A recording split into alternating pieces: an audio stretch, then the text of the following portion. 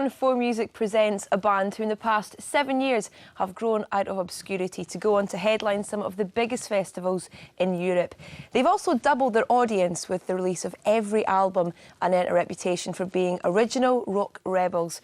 Over the next half hour, we'll be giving you exclusive performances from Muse, with songs taken from their soon-to-be released fourth album, Black Holes and Revelations. I'll also be asking the band about exploiting 70s disco and guitar rock and being influenced by Britney Spears. Enough chat, here they are with their first release in 18 months. Prepare yourselves, folks. Taking an illuminating detour from what you might have come to expect from Muse, this is Supermassive Black Hole.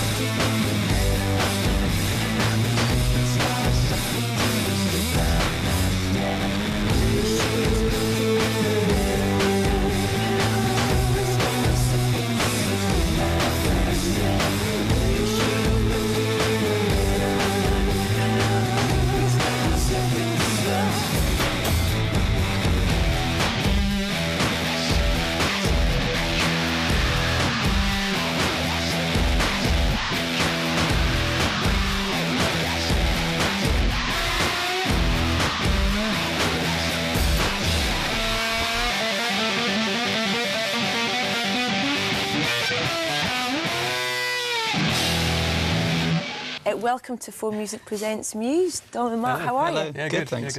Is it nice to be back, first of all, because it feels like you've been away for ages? Yeah, it's good to come back and start playing live again, you know, because a lot of it, we've been sort of locked in the studio for about sort of on and off for 6 months. Supermassive Black Hole's the first, taster that people have of the new album, and you are a bit like that. Whoa, wasn't quite expecting that. I mean, that was definitely like quite a musical departure for our band, but I mean, I don't think it was a point of trying to shock people. We just felt like, that was a good move for us. Yeah. In the making of the album, I think there's always these two kind of possible directions we were going in. It was either like really getting obscure and kind of lost in sort of progressive weirdness, or kind of going for something that was a bit more challenging ourselves in terms of doing something that is very different to what you'd expect. There's a real kind of electro nod there. There's definitely a sort of glam T-Rex type thing there. I don't know. You just hear hints of it. Every sort of little things sort of stream through when you hear it. We kind of wanted every song to be very different as well. People sometimes say there's a classical element in the band, and that's just because I liked instrumental music, because it stimulates the imagination more. If you take the vocal away from a lot of this album, I think you'll hear the music does have quite a lot of atmosphere to it already. But I'd say the instrumental music I was listening to on this album was different to what was in the past. Like, this little bit of 80s crept in with the electronic side. Yeah. I think we tried to take the electronic side a bit further on this album than we did on the last one, and we actually bought some synthesizers for the first time. And I think the reason why some of the stuff we do on the synth sounds a bit 80s is because we actually are beginners when it comes to electronic music. I read some hilarious comment about Supermassive Black Hole, about the fact that it had been compared to Britney Spears. I've heard some loose things like that, but there's a song, some song, isn't it? Yeah, I haven't actually heard that, but I heard someone who did a sort of morph between the two, and I went, oh God, blimey, that is quite similar, isn't it? And I think it's quite, it's nice to be compared to Britney Spears. I think it's a good vibe, You're kind of the fourth instrument in the band almost, because your voice is, it is an instrument the way that you use it. And there's been comparisons to Jeff Buckley and Freddie Mercury. Do you take those as compliments? It's obviously nice to be compared to people of great stature like that, but I wouldn't say that I'm in the same league as frontmen as someone like Freddie Mercury, who I think who's had a very kind of unbelievable persona, about himself. But I think I see the vocals as kind of, as you said, a fourth instrument, not necessarily just a lead, Yeah. I think it's kind of, I use it instrumentally often more so than lyrically. Going back years ago when we first started, we'd always rehearse like with no mics for the vocals, it was always an instrumental kind of process until we actually did a gig, and then... Yeah, I mean, I never intended to be a singer anyway. I mean, when the band first started, I was just guitar, I wanted to be a guitarist, and but in the small town we came from, there was no one who wanted to be in our band to sing, so I just started singing by default, really. It wasn't really a choice. Did you know you had that voice, though? No, not really, no. What voice? I mean, okay. No, I never really... No, the first couple of years I was just kind of like murmuring a little bit, in the midst of feedback and noise, so you couldn't really hear anything. But I think maybe that's the reason why I started to try and belt out quite high stuff, because the high stuff kind of cuts through a little bit easier, Yeah. All right, well, we're going to get some more live music from you right now, if that's all right. Here performing a brand new track from the new album. This is Muse with Starlight.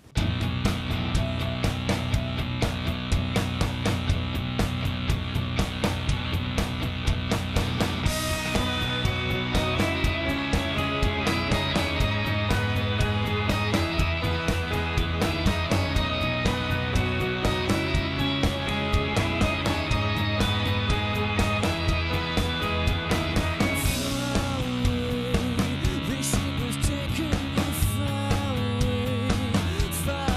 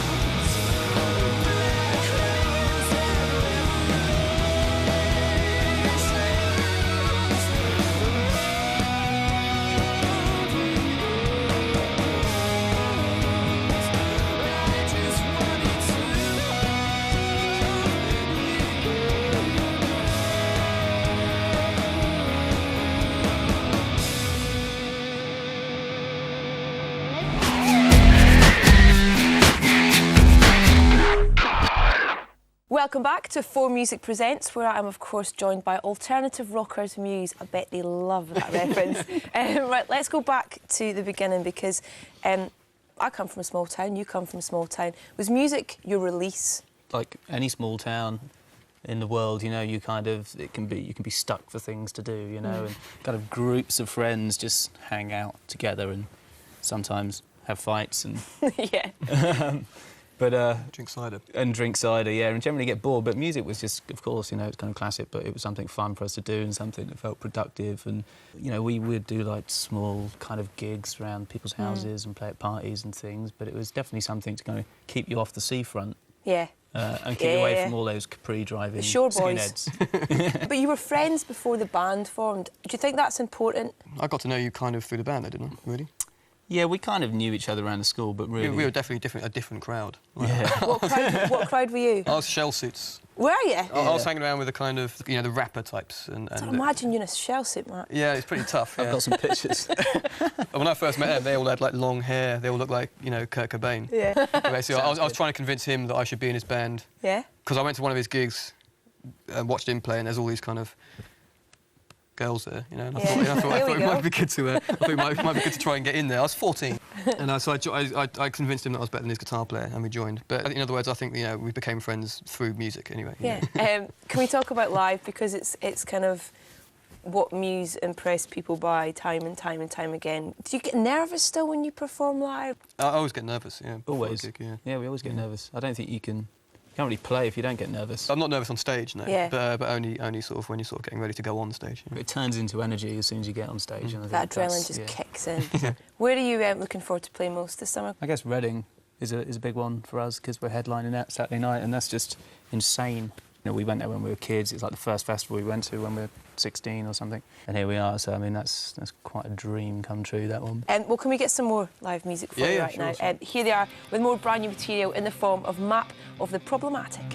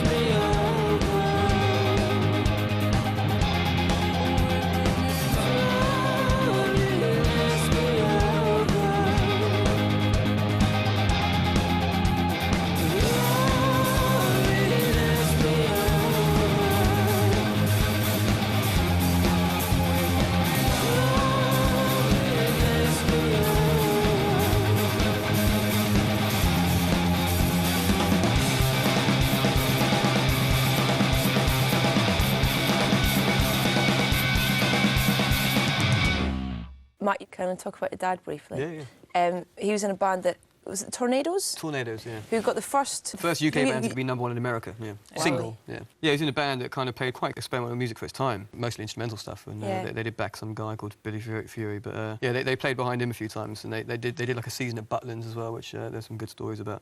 But yeah, I mean, I'd love to, I'd do a season at Butlins, you know.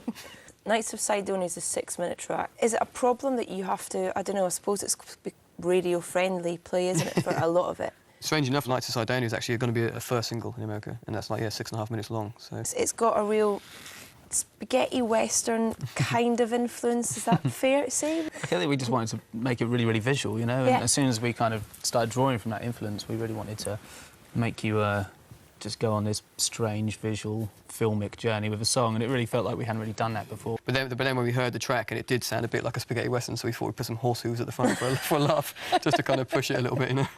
OK, brace yourselves for the ride. It's been a pleasure having you both on board. Thank you very much. We're going to leave you tonight with a track we've just been chatting about. This is Nights of Sidonia.